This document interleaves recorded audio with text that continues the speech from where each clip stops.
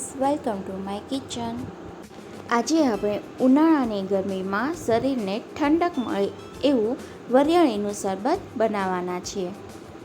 તો એના માટે મેં અહીંયા 1 વાટકી વરિયાળી લીધી છે. એ જ વાટકીના માપથી આપણે અહીંયા 1.5 વાટકી સાકર લઈશું.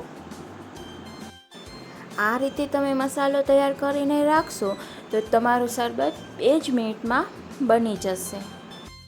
હવે હું અહીંયા 2 ચમચી ખસખસ લઈશ, 1 ચમચી એલચીના દાણા લઈશું, 1 ચમચી મગજતરીના બી લઈશું અને આ બધાને આપણે પીસી લઈશું. મેં અહીંયા ગ્રીન કલર નાખેલો છે પીસવામાં જ. એ તમારે નાખવો હોય તો નાખી શકાય, ન નાખવો હોય તો પણ ચાલે.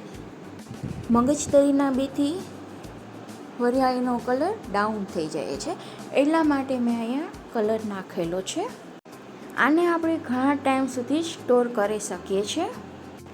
તો હવે આપણે શરબત બનાવી લઈએ. તો મેં આમાં નાખ્યા છે આઈસ ક્યુબ. હવે આપણે આમાં 2 ચમચી વરિયાળીનો પાવડર નાખશું. આ રીતે પહેલાં મસાલો તૈયાર કરી લઈએ એટલે આપણે પલાળવાની ઝંઝટ પણ ન રહે.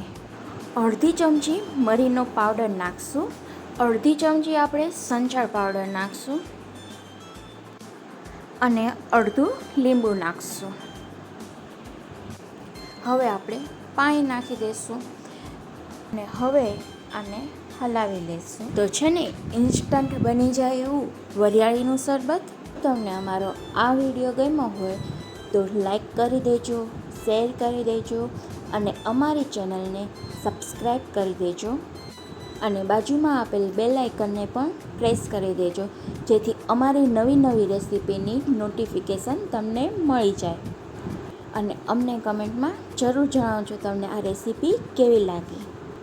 Thank you for watching.